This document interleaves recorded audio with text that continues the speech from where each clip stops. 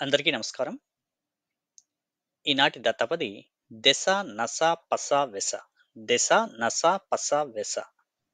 దెస అనగా దిక్కు. నస నస అనగా నసబెట్టడం, దురద అనే అర్థంలో మనం నస అని వాడతాం. అలాగే పస పస అనగా సారము, సత్త. వెస వెస అనగా వేగము, వెంటనే, శీఘ్రము అనే అర్థంలో వెస అని పదాన్ని వాడతాం. అయితే ఈ పదాలతోటి మనం పూరించవలసిన అంశం ఏమిటంటే రామాయణార్థంలో అనగా రామాయణంలోని ఏదైనా ఒక ఘట్టంలో పూరించవచ్చు. అయితే నియమం ఏమిటంటే పదాలను అన్యార్థంలో ఉపయోగించవలె. అనగా పైనిచ్చిన పదాలకు అదే అర్థం వచ్చే విధం కాకుండా ఆ పదాలతోటి రామాయణార్థంలో ఒక పద్యం రాయగలిగి ఉండాలి. అది ఎలాగో చూద్దాం.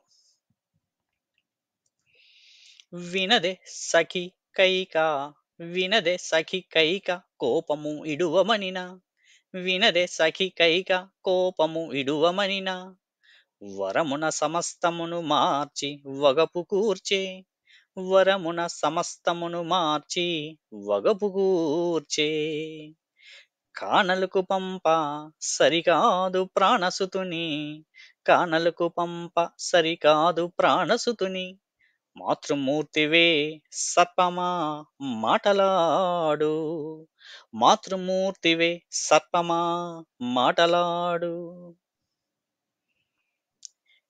ఈ పూర్ణను మనం రామాయణార్థంలో దశరథుడు కైకని దూషించేటువంటి సందర్భంలో చేసింది. ఎప్పుడైతే శ్రీరాముని పట్టాభిషేకం చేద్దామని దశరథుడు నిర్ణయిస్తాడో అప్పుడు కైక తనకి దేవాసుర సంగ్రామంలో దశరథుడికి సాయం చేసినందుకు గాను తనకు ఇస్తాన 2 వరములని అప్పుడు కోరుకుంటుంది. ఆ వరాలు ఏమిటాయంటే, ఒకటి శ్రీరాముడి బదులు భరతుడిని పట్టాభిషిక్తం చేయాల్సి ఉంటుంది. రెండోది శ్రీరామచంద్రుడు 14 ఏండ్లు వనవాసం చేయాలి. ఇది తెలిసినటువంటి ఇది విన్నటువంటి దశరథుడు ఎంతో బాధతో తను బాధపడుతూ కైకని ఈ విధంగా దూషిస్తున్నాడు. వినదే సఖి కైక కోపము ఇడువమనిన. ఈ కైక తనకు ఎందుకో కోపముగా ఉన్నది. ఈ కోపగృహంలోకి వచ్చి ఉన్నది. ఈ కోపాన్ని ఇడిచిపెట్టు అంటే వినటం లేదు. వరమున సమస్తమును మార్చి వగపు కూర్చే. తను 2 వరాలు కోరుకుంది. ఆ వరంతోటి సమస్తమును ఇప్పటిదాకా ఎంతో ఉత్సాహంగా తెల్లవారితే శ్రీరామచంద్రునికి పట్టాభిషేకం అని ఎంతో ఆనందంగా ఉంటే, ఒక దశరథుడే కాదు, ఒక రాజకుటుంబమే కాదు, మొత్తం అయోధ్య నగరం మొత్తం ఎంతో ఆనందంగా, ఉత్సాహంగా ఉంటే, అటువంటి దాన్ని ఈ ఒక్క వరంతోటి మార్చివేసి వగపు కూర్చే దుఃఖాన్ని కలగజేస్తుంది. కానలకు పంప సరికాదు ప్రాణసుతుని. కానలు అనగా అడవి. అడవికి ప్రాణసుతుని, ప్రాణాన్ని మించినటువంటి శ్రీరామచంద్రుడిని ఎలా పంపడం? అది సరికాదు. కాబట్టి ఒక కైక మాతృమూర్తివే, నువ్వు అసలు తల్లివేనా?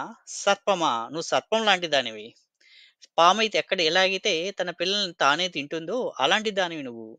కాబట్టి నువ్వు మాతృమూర్తివి కాదు. నీకు తల్లిగా ఉండేటువంటి లక్షణాలు లేవు. పైగా నువ్వు శ్రీరామచంద్రుడిని ఎంతో అల్లారుముద్దుగా పెంచావు నీ సొంత చేతులతోటి.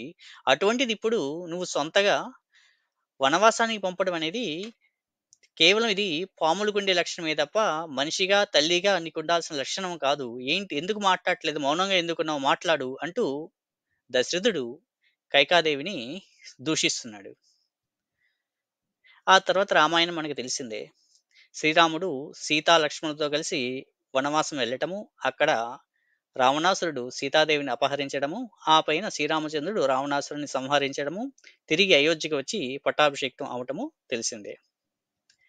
ఇక్కడ మనకి దత్తపది పదాలు కనుక చూసుకున్నట్టయితే, వినదే సఖిలో వినదే సఖి దెస పదము, తర్వాత వరమున సమస్తమున్ లో నస, కానలకు పంప సరికాదు పస, మాతృమూర్తివే సర్పమలో వెస. ఈ విధంగా దెస నస పస వెస అనే పదాలని మనం ఈ రామాయణార్థంలో తీసుకురాగలిగాం. కాబట్టి వినదే సఖి కైక కోపము విడువమనిన వినదే సఖి కైక కోపము విడువమనిన వరమున సమస్తమును మార్చి వగపు కూర్చే కానలకు పంప సరికాదు ప్రాణసుతుని, కానలకు పంప సరికాదు ప్రాణసుతుని, మాతృమూర్తివే సర్పమా మాటలాడు.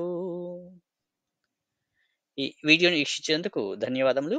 మీకు ఈ వీడియో గనుక నచ్చినట్లయితే లైక్ చేయండి, షేర్ చేయండి, కామెంట్ పెట్టండి, ఛానల్‌కు సబ్స్క్రైబ్ చేయండి, గంట సింబల్‌ని ప్రెస్ చేయండి. ధన్యవాదములు.